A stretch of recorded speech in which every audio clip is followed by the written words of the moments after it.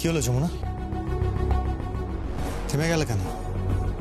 Jamuna, practice করো, হাতে কিন্তু আমাদের আর সময় নেই। পয়লা বৈশাখে তোমার কম্পিটিশন ইনগুরেশন, ভুলে যেও না।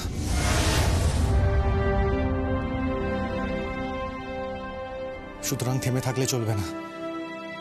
ঋদ্ধিমান আঙ্কেল আমায় ফোন করেছিলেন, বললেন এই প্রথমবার বঙ্গললনা বাজাবে, আর সেটা আমরা দেখব।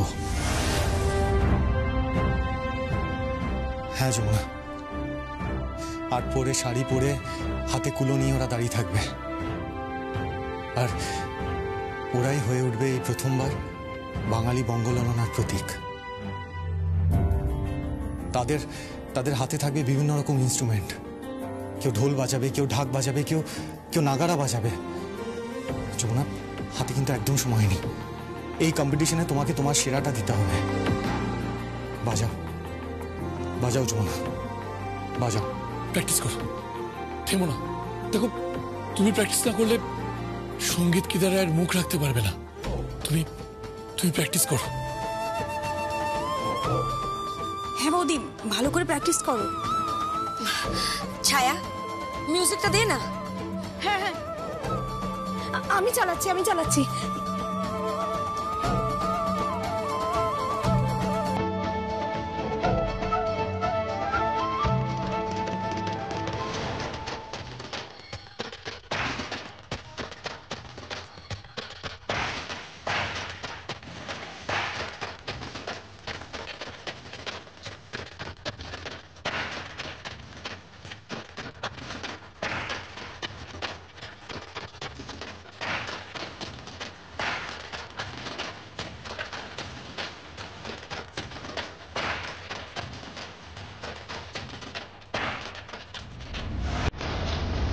বাবা কোথায়?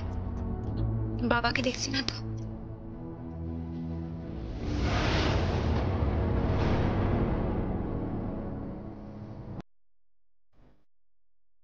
যমুনা, কি হয়েছে? কিছু না, আমি আসছি, আমি এক্ষুনি আসছি।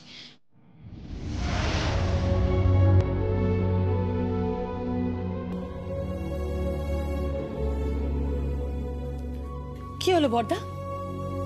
আশ্চর্য, কি হয়েছে আমাকে বলবে তো একটু? বলো না মনটা খুলে। ঠিক আছে, তোমাকে কিছু বলতে হবে না, আমি বড় বৌদির কাছ থেকে জেনে নেবো সবকিছু। বড় বৌদিকে ডাকবার কোনো দরকার নেই রাগি, আমি বলছি। হ্যাঁ, কি?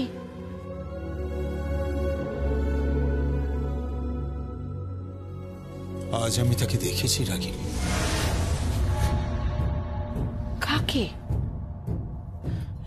কাকে দেখেছো বর্দা?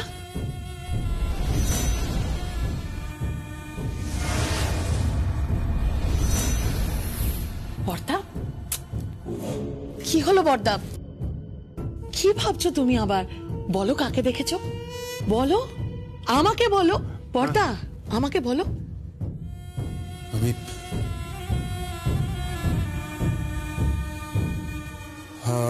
আমি আজকে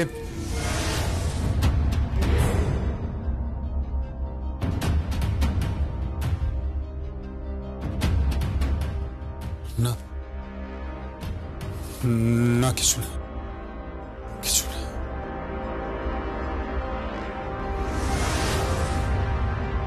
চুপ করে গেলেন কেন আমাকে দেখে?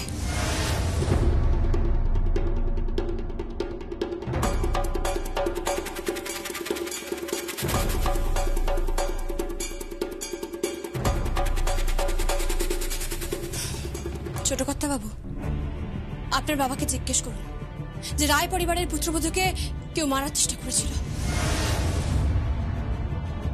তার উপর আক্রমণ করা হয়েছিল, তার হাত ছেঁচড়ে দেওয়ার চেষ্টা করা হয়েছিল, যাতে সে প্রতিযোগিতায় অংশগ্রহণ করতে না পারে, না বাজাতে পারে। সবকিছু জানা সত্ত্বেও উনি আর ওনার স্ত্রী দোলের সময় চলে এলেন কেন ওখানে গেলেন না? কিসের জন্য? সত্যি তো বাবা, এটা তো আমি ভেবে দেখিনি।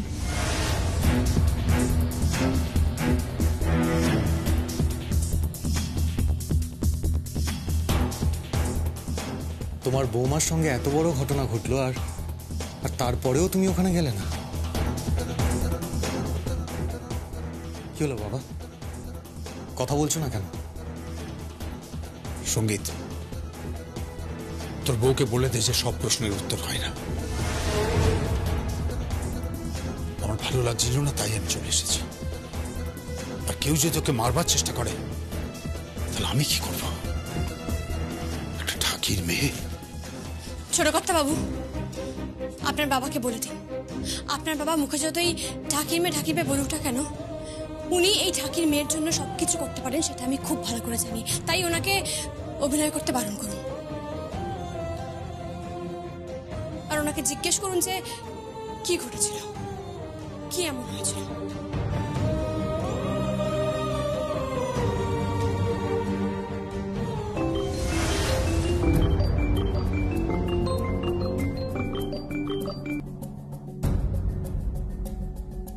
হ্যালো, কে বলছেন? আমি ঋদ্ধিমান চ্যাটার্জি বলছি। বলুন। আচ্ছা, যমুনা আছে, আমি যমুনাকে ফোনে পাচ্ছি না।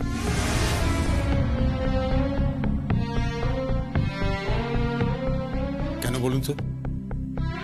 একজন পার্টিসিপেন্ট প্রতিযোগিতায় পার্টিসিপেট করতে পারছে না, তার জায়গায় নতুন একটি মেয়ে এসেছে। কে এসেছে? সে একজন অসাধারণ মিউজিশিয়ান। যেসব কথা আপনি আমাকে বলছেন কেন? না না, আমি যমুনাকে বলছি। দেখুন, ওকে আরো ভালো করে প্র্যাকটিস করতে হবে, দিন রাত সাধনা করতে হবে, ওকে জিততেই হবে। দেখুন, একদিকে তো পবন আছে আর অন্যদিকে এই মেয়েটি। আগে মেয়েটি ওই এলাহাবাদে থাকতো, এখন কলকাতায় এসেছে। আমি নিজে দেখেছি, অসাধারণ মিউজিশিয়ান, শি ইজ ফ্যান্টাস্টিক। আমার ভয় হচ্ছে যে ও পবনকে হারাতে পারে। আপনি কার কথা বলছেন? কি নাম তার? মেয়েটির নাম হচ্ছে তাথই। সে একজন অসাধারণ মিউজিশিয়ান। না,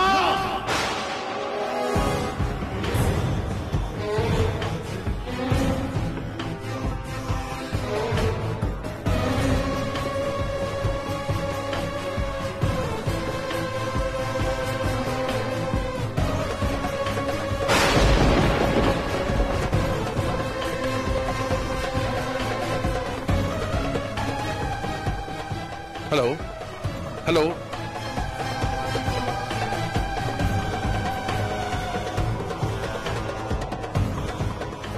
বাবা, কি হয়েছে? চলে যাও, চলে যাও তোমরা। আমাকে একটু একলা থাকতে দাও প্লিজ। যাও তোমরা এখান থেকে, যাও। কি হলো বলুন তো?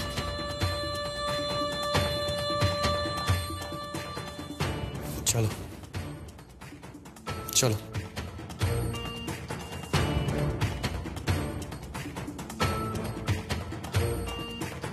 दाल में कुछ काला है, जरूर है। কি হয়েছে? কি গোপন রাখছে কেদার রায়?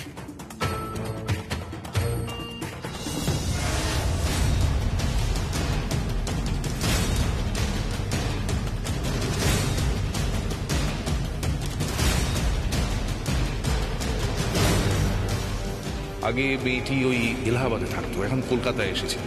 আমি নিজে দেখেছি, অসাধারণ মিউজিশিয়ান, শি ইজ ফ্যান্টাস্টিক। মেয়েটির নাম হচ্ছে তাথই।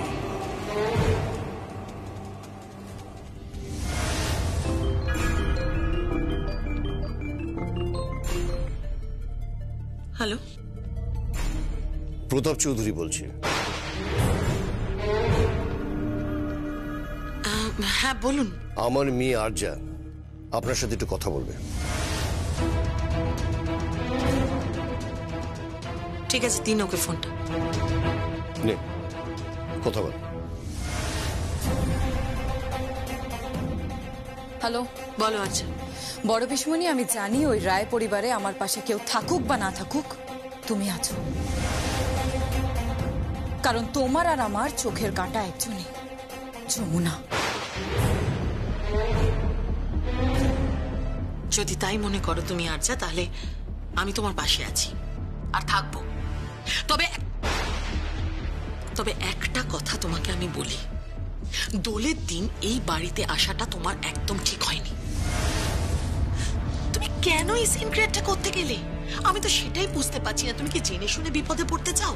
তুমি এটা বুঝতে পারছো না, যদি একবার তুমি ধরা পড়ে যেতে, তাহলে রায় পরিবারের সকলে মিলে কিন্তু তোমাকে পুলিশে দিত। ইয়েস, পুলিশে দিত, আর তোমার বিরুদ্ধে কড়া আইনি ব্যবস্থা নেওয়া হতো। তুমি কি জেনে শুনে বিপদে পড়তে চেয়েছিলে?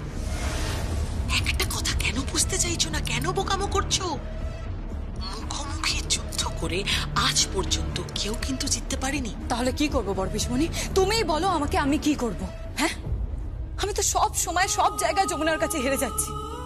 আমার ঘর, আমার ভালোবাসা সব তো গেছে, শুধু অপমান। কপালে শুধু অপমান জুটেছে আমার। আর কদিন পর তো টিভিতে প্রোমো আসবে, পেপারে ছবি আসবে, স্টার হয়ে যাবে। ওই যমুনা ঢাকি কুসুমপুর গ্রামের গঙ্গা ঢাকির মেয়ে নাকি স্টার হয়ে যাবে। যে দুবেলা জল থেকে শাক তুলে খেত, দিন মজুরের কাজ করতো, গেড়ে গুগলি খেত, সে লোকের বাড়িতে পুজোর ঢাকও বাজাতো, সেই গঙ্গা ঢাকির মেয়ে যমুনা নাকি স্টার হয়ে যাবে। মানতে পারছি না বড় পিসি, আমি এটা কিছুতেই মানতে পারছি না। আমি এটা মানতে পারছি না। আমি সঙ্গীতকে মিস করছি বড় পিসমণি। আমি যে সঙ্গীতকে বড্ড মিস করছি। ও চ্যাম্পিয়ন হবে না আরজা, ও জিতবে না, কিছুতেই না। আমি তোমায় বলছি, আমার অনেক জ্বালা আরজা, অনেক জ্বালা ওকে নিয়ে। ও ভিক্ষে দিচ্ছে আমাকে, হ্যাঁ, আমাকে, রাগিনীকে ভিক্ষে দিচ্ছে একটা ঢাকির পরিবারের মেয়ে। হ্যাঁ, ও আমার বরকে একটা কারখানা দান করছে। কেন? কেন? যাতে আমার বর রোজগার করে আমাদেরকে খাওয়াতে পারে। তুমি ভাবতে পারছো? গঙ্গা ঢাকির মেয়ে যমুনা ঢাকি রায় পরিবারের বড় মেয়ে রাগিনীকে দান করছে। দান। বাপের বাড়িতে বসে খাওয়ার থেকে কারখানা চালিয়ে উপার্জন করাটা বেশি সম্মানের নয় কি বড় পিসি?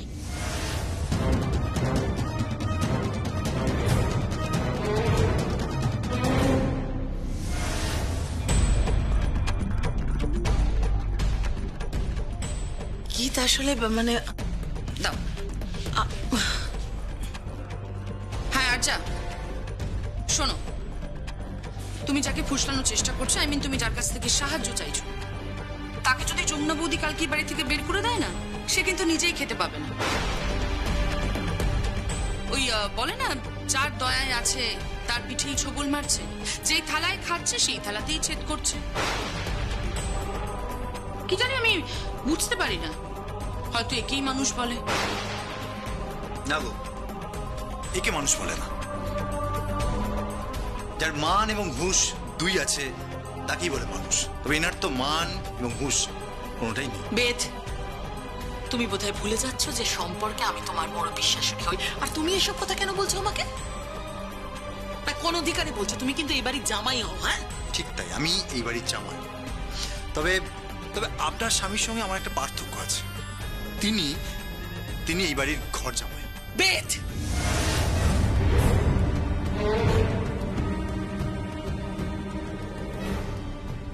হ্যাঁ আরজা শোনো, আমি খুব ভালো করে জানি তুমি বড় পিসির সঙ্গে প্ল্যান করছো যাতে যমুনা বৌদি না জিততে পারে, কিন্তু আমি তোমাকে বলে দিচ্ছি, তুমি ভুল করছো। যমুনা বৌদি জিতবেই।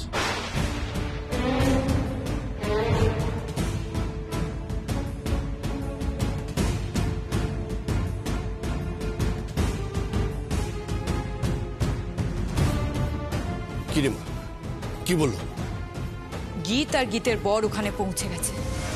গীত রং পাল্টেছে, যমুনাকে চোখে হারাচ্ছে। বাবা, আমি চাই না ওই যমুনা ঢাকি কোনো মতেই চ্যাম্পিয়ন হোক। আমি কিন্তু এটা দেখতে পারবো না। তুমি প্লিজ কিছু একটা করো। চিন্তা করিস না মা, চিন্তা করিস না। ওই ঢাকির মেয়ে বড় বার বেড়েছে, ওকে আমি আর কিছুতেই পারতে দেব না। I promise. তোর সাথে জীবনে প্রথমবার অন্যায় হয়েছে, সেটা আমি কিছুতেই মানব না, কিছুতেই না।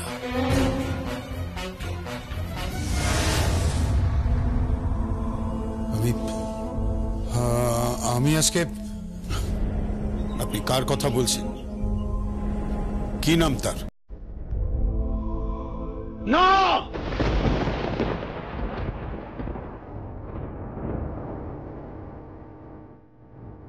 কি হলো যমুনা? কিছু না। আপনি বসুন, আমি আপনার জন্য খাবারের ব্যবস্থা করছি। অনেক রাতও হয়ে গেছে, সবাই খেতে বসবে। আমি যাই।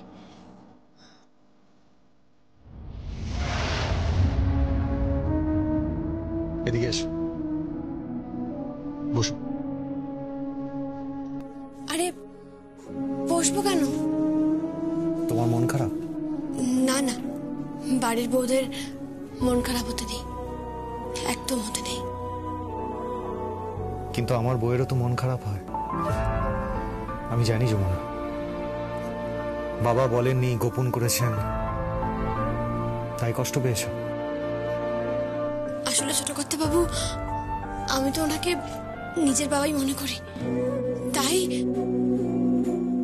যাকে এই পরিবারের অনেকেই এখনো পর্যন্ত আমাকে মেনে নিতে পারেননি, তাই হয়তো আমার সবকিছু জানার অধিকার নেই। কি জানার কথা বলছো তুমি? এই যে আমি বাবাকে প্রশ্ন করেছিলাম অনেকদিন আগে যে এই বাড়িতে প্রত্যেকের নাম গান দিয়ে, গান বাজনা দিয়ে প্রত্যেকের নাম, যেমন ধরুন আপনার নাম সঙ্গীত, আপনার বোনের নাম গীত, ছোট পিসির নাম ইমন, কাকাইয়ের নাম কল্যাণ, এমনকি ওনার নাম স্বয়ং কেদার। তা সত্ত্বেও এই গান বাজনার প্রতি ওনার এত ঘৃণা কেন? কিসের এত অস্বস্তি? উনি এত ভালো তবলা বাজান সেটা তো আমি জানতামই না, তাহলে উনি তবলা বাজানো ছাড়লেন কেন?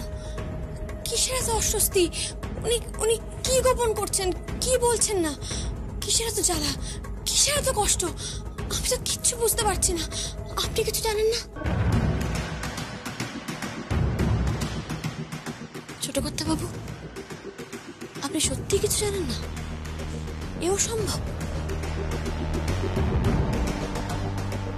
যমুনা, যমুনা থাক এসব কথা এখন। আসলে সঙ্গীত, সঙ্গীত।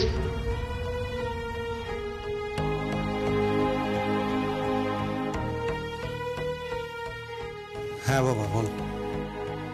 খাবার দিতে বলো, অনেক রাত হয়েছে। দাদা, খাবারটা আমি বেড়ে দিচ্ছি আজকে। যমুনাকে বিশ্রাম নিতে দিন, ওর উপর দিয়ে যা ধকল গেল। থাক কাকিমা, আমি খাবার বেড়ে দিচ্ছি।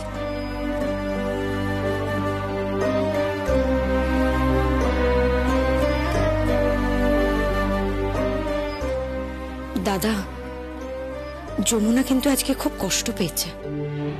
কেন? ওই আপনিও বললেন না, আর দিদিও বলল না আজ কি হয়েছে।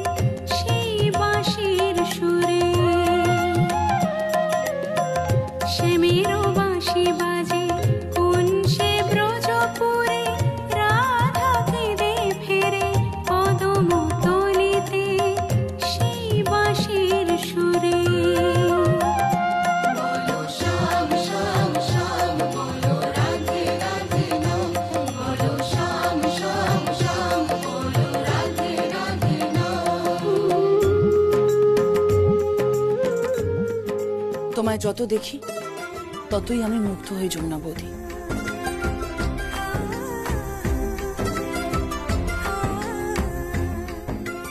আরে তুমি কখন এলে?